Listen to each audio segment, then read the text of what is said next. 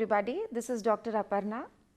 Have you ever come across a person who says he knows everything, who persistently argues with you and says that he is correct, and whatever he says is the absolute truth? Well, such people are known as Mr. Know-Alls. Today we are going to read a lesson called Mr. Know-All, written by Somerset Maugham. Now let us start the first module with the background of this story.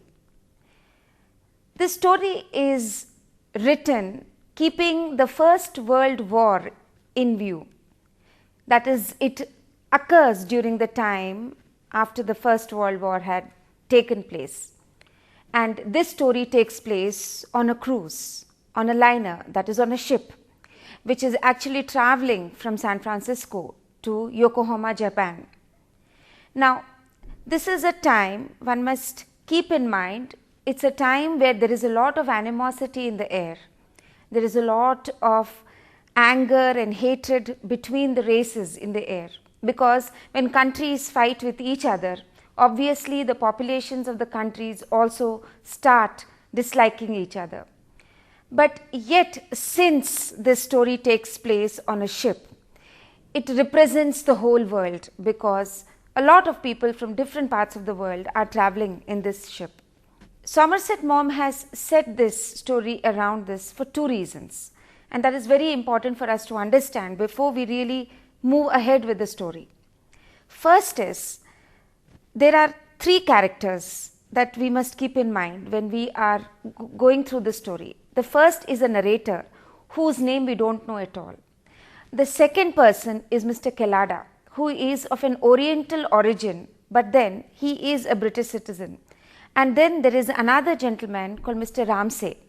Now, these three people are from different regions, and there is a lot of tension in the air when the story is narrated by the narrator. The narrator does not like Mr. Kellada at all. Even before he meets him, he doesn't like. Why does he not like? First of all, he does not like the name Kellada.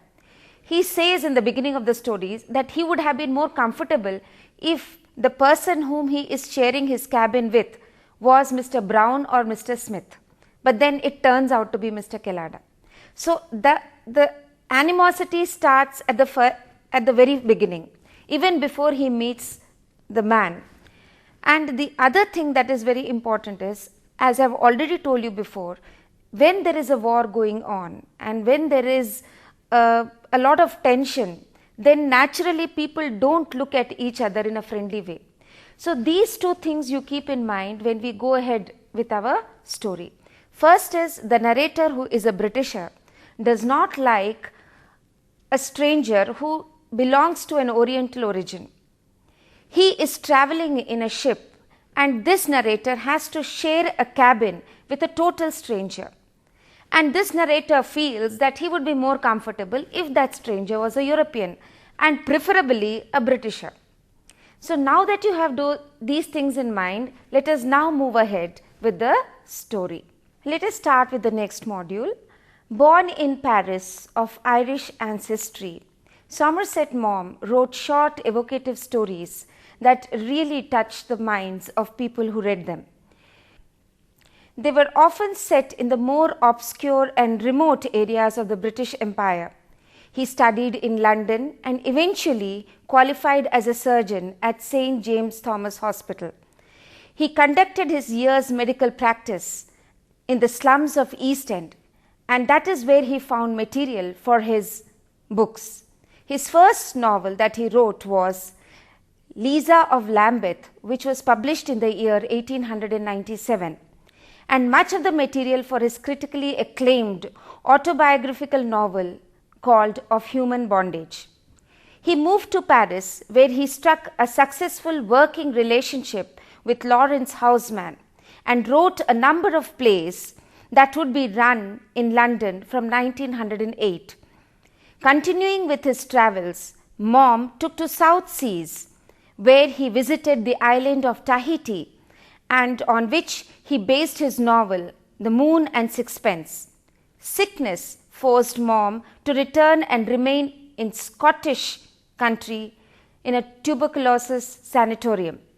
However, on recovery, he returned to the Far East, and there he wrote a number of plays and novels. A few of them are East of Suez in 1922, Our Betters in 1923, The Letter in 1927.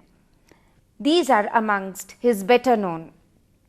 Returning to settle in France in the year 1928, he wrote what many regard as his satirical masterpiece called Cakes and Ale, a literary biography within a novel that examined the private sin that accomplishes public success. From early January 1938 until the end of March 1938, Mom travelled to India, where he met the spiritual Indian holy man Sri Ramana Maharishi, and was inspired to write his most famous novel, The Razor's Edge. Now, let us go ahead and read this short story written by Somerset Maugham called Mr. Know-All. The short story, Mr. Know-All, written by Somerset Maugham, is actually in a first person narration. The narrator is a person who is telling the story to us. We do not know the name of the narrator at all as we read through the story, not even at the end. The narrator plays a major as well as a minor part in the story. Now, how does he play a major part and how does he play a minor part? Let me explain to you. The main protagonist of the story, or the main person of the story, is Mr. Kelada, who is also known as Mr. Know-All. The narrator is a major character because we understand Mr. Kelada through the narrator's point of view. It is the narrator who is actually telling us about Mr. Kelada. He is creating an impression about Mr. Kelada in our minds. So, in that way, he is playing a key role. He is trying to mold our minds. He is trying to give his point of view so that we understand Kelada the way he wants us to understand. So, in that way, we can say he is a major character. The other point of view, he is a minor character because he is not really involved into the story. He is just a person who is observing what is happening in the ship and how is Mr. Kelada behaving. Of course, he is a man who is sharing the cabin with Mr. Kelada on the cruise, no doubt. But then the whole story revolves around Mr. Kelada. So, in that sense, he plays a very minor role. So, now it is entirely up to us, the readers, to ascertain whether he is a major or a minor character. Now, the narrator tells about the good as well as the bad of Mr. Kelada to us. First of all, as I told you earlier in the first module itself, that the narrator did not like Mr. Kelada at all. The narrator is an English snob. He is a Britisher and he has sympathy for his own countrymen. He likes his own countrymen. And as I was telling you that this entire story takes place on a ship. They are moving from America to Japan, San Francisco to Yokohama, Japan. So, in their travel, they are meeting lots and lots of people. And especially during the time of war, it is very difficult to get a cabin, a place on the ship because the liners were totally jam packed and people were, there was a lot of movement on the ocean at that point of time. So, he had no other choice but to adjust with this man called Mr. Kelada. So, he enters the cabin and he is very disappointed that as it is, he is sharing this cabin with a man called Mr. Kelada, who is according to him not a Britisher. As soon as he enters, he sees an array of suitcases and toiletries and huge suitcases with big labels on them. He starts disliking him even more because those suitcases, talk about ostentatiousness, they talk about flamboyance, they talk about Mr. Kelada, who appears to be quite wealthy, who appears to be very rich. When you look at the luggage, you know that yes, this man is rich. So he doesn't really meet Mr. Kellada, but as soon as he enters the cabin, he sees all that luggage and he does not like him even more. So there is already a kind of, antagonism that he has in his heart and in his mind against Mr. Kellada. From there he goes on to the deck to have drinks, and Mr. Kellada comes and greets him. He doesn't even use his first, he doesn't even call him Mr. or he doesn't talk to him formally, but he just goes and starts talking to the narrator as if he knows him for a very long time. This makes the narrator even more angry with Mr. Kellada. So there is a lot of hatred, there is a lot of ill will that he has towards him. Mr. Kellada, on the other hand, is a very pompous man, a man who loves to show off, a man who loves to talk, a man who is argumentative, who always wishes to win an argument, who is not at all silent when he is eating his lunch or dinner, who is extremely talkative and who knows about everything in the world, who knows about any person on the ship, and in no time everybody on the ship knows Mr. Kellada and he knows everybody. And sometimes people, very jeeringly start calling him Mr. Know-all, because here was this one man who really said he knew everything. You start a topic, Mr. Kellada would say, I know about that topic. You talk about a particular thing, he would say he knew about that thing. So there was nothing that Mr. Kellada did not know. And if there was a discussion, that would definitely lead into an argument, and Mr. Kellada had to win that argument. So everybody on the ship started calling him Mr. Know-all. And obviously the narrator, who is a typical Britisher, who is very quiet, who believes in manners, who thinks that good behavior is the right thing that a good gentleman should have, a person should not talk while he is eating, a person should not be pushy. Mr. Kellada is extremely pushy. So obviously he does not really like him at all. But then as the story progresses, you realize that appearances are deceptive. You should never judge the book by the cover. Mr. Kellada may appear to be very pompous, may appear to be very arrogant, may appear to be very talkative, may appear to be very flamboyant, but then he was a very good man, and that is what we will learn as the story unfolds. Let us now learn what happens further in the next module. Now, on the ship, of course, it is not possible for just two people to have dinner. So they would sit on a table where there were a lot of people sitting and eating dinner together or lunch together. So in that group of theirs, there was a man called Mr. Ramsay, Ramsay. He was an American consular serviceman who was actually posted in Kobe, an island near Japan. He was actually bringing his wife back from New York, and they were traveling to Kobe. Now, his wife was alone in America for almost a year, and he was stationed in Kobe and he was working there. So he had gone back to America and he had brought along his wife, and so he and his wife, Mr. Kellada, the narrator, and another doctor, they would all sit together for dinner and they would have their dinners and lunches together. This Mr. Ramsay was also very argumentative. He was very dogmatic. He also did not like Mr. Kellada. The others suffered Mr. Kellada. I mean, they never really said anything to him. But then Mr. Ramsay would get into an argument with Mr. Kellada, and obviously Kellada would always, see that he would win those arguments. He was very pushy by his very nature.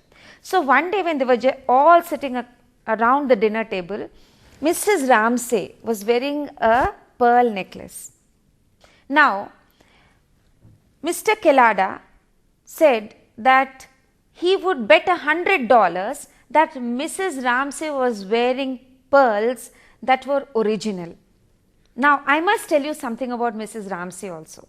She was a beautiful lady who wore good clothes, appeared very dignified, she was very modest, she was very sweet, and she was very, very lovely to look at. So, and as I was telling you, one day she was wearing this pearl necklace, and Kelada, as usual, said that Mrs. Ramsay was wearing a very beautiful pearl necklace and that was original pearls, and he would bet $100 that they were the best pearls. Mr. Ramsay started laughing and said, of course not, that they are not original pearls. In fact, his wife had gone to the department store and had bought that string of pearls for $18. Now, Kelada got really excited about that, and he said he was doing pearl business and he was going to Yokohama for that very reason, and he is one man who knows everything about pearls, real pearls and cultured pearls and so on and so forth. And he decided to tell him that he would examine the pearl string, and he requests Mrs. Ramsay to give him the pearl string. And Mrs. Ramsay says that she is unable to undo the clasp, but Mr. Ramsay asks her to take out, because he wants Kelada to really look at the pearls and really know that actually they are only worth $18. But Mrs. Ramsay says that the clasp isn't opening and so on and so forth. But then eventually she does give him the pearls. Mr. Kelada takes out a magnifying glass, holds the pearl under his eyes, and he is about to examine them when he sees Mrs. Ramsay's expression. She does not want Mr. Kelada to reveal the fact that these pearls are original. She has a desperate look on her face. She has an appealing look on her face, and she requests silently to Mr. Kelada not to reveal the secret that these pearls are real. In fact, these pearls were given to Mrs. Ramsay by her lover, and they were original pearls. Now, Kelada was a very sensitive man, and that is where his true nature comes out. He realizes that Mrs. Ramsay could not really afford good pearls, but then these pearls must have been given to her by someone. And when she has that appealing look on her face, he realizes that perhaps these pearls were given to her by her lover. So he very calmly says that he has lost the bet, and he accepts that those pearls were not real and that they were cultured pearls, and he takes out $100 bill and gives it to Mr. Ramsay. Just imagine what would have happened in the ship once they all came to know that Kelada had lost the bet. It went around like wildfire. People started talking that Kelada had lost the bet, Kelada had lost the bet. Once they were back in their cabin, Mr. Kelada and the narrator, Mr. Know-all and the narrator, as they were relaxing, there was an envelope that was pushed under the door.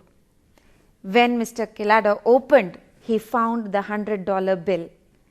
He quietly put the money in his pocket and asked the narrator to tear and throw away the envelope. What have you learnt in this lesson? Let us try to analyze it in the next module. The story teaches us that first impressions are always misleading, and that first impressions are quite deceptive. All that we see is not always gold, or all that glitters is always not gold.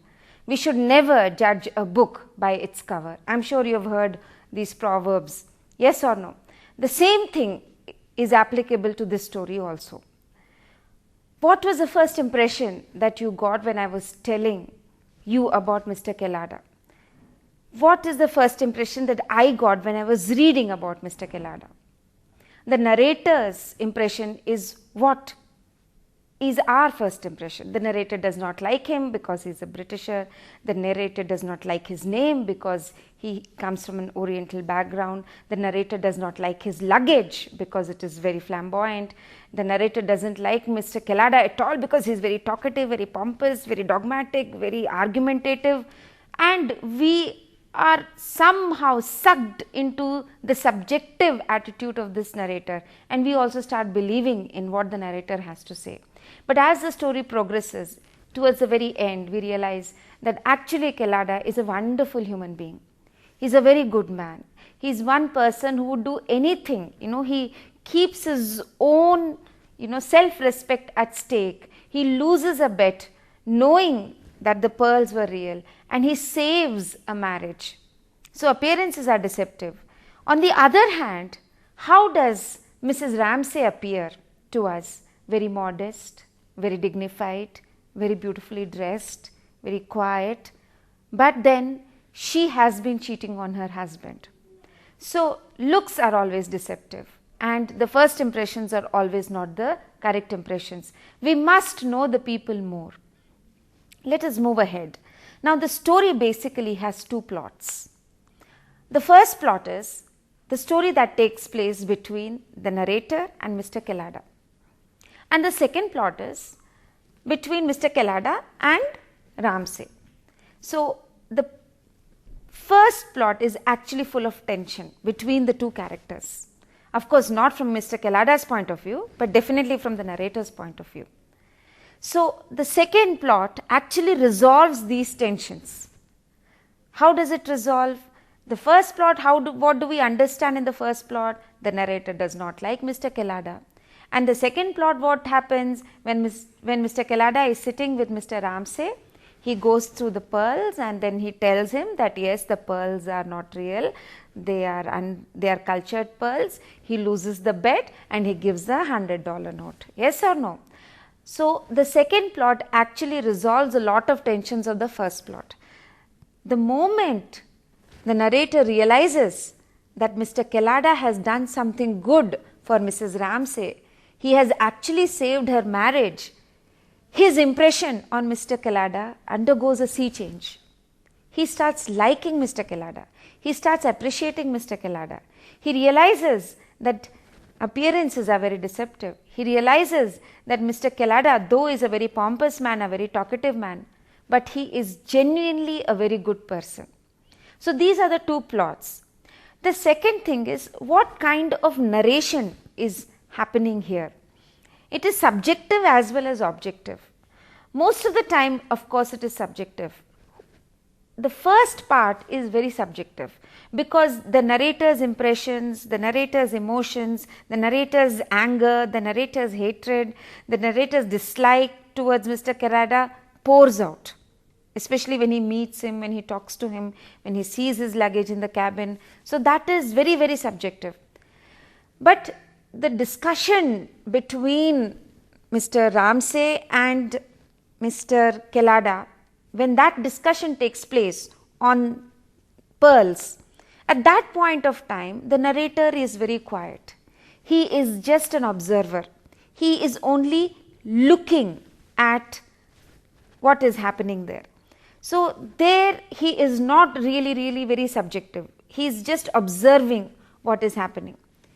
And then the last part again, when the entire tension is resolved, when he comes to know that Kellada had actually saved Mrs. Ramsay's marriage, that time again the narration becomes subjective. But this narration is on behalf of Mr. Kellada. He starts liking Mr. Kellada. He starts appreciating Mr. Kellada. He realizes what a good man Mr. Kellada is, what a good man Mr. Know-all is. So this is what the story is. I hope you have understood the basic gist of the story. Okay, what is the moral of the story then? Never judge a person by their appearances. In your own life, in your own class, amongst your own classmates, I am sure you must have come across such people. People who are very talkative, who really have a lot of friends, but then there are also silent people who are very friendly and very helpful. So those people eventually get a lot of friends when compared to the people who are very talkative and who try to show off. But then people who talk a lot, it is not necessary that they are showing off. They can also be very good friends. So we do come across different types of people in our lives. So we should learn to respect each and every person that we come across. This is what the story tries to teach us. Mom had a very unique style of narrating stories. He looked at people around. He made stories from the situations and the people that he saw around him. He really touched the hearts and minds of the people. He based his characters on the people that he saw in his everyday life. He had a unique style and he was excellent in narrating that. He told excellent stories and he told stories that had relevance, that had a moral. I hope this lesson has really taught you something. Please go through this lesson carefully. Please go through the modules carefully. I have given you a quiz. I have asked you questions. I have asked you a lot of other things. I have given you links and references too. Please go through this lesson. Learn something from this lesson.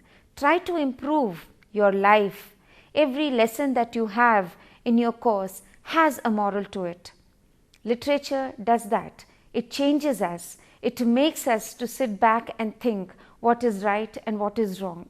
This lesson also teaches us to judge the right and the wrong. So I hope you have a wonderful day ahead and I hope you have a wonderful year ahead. Thank you very much.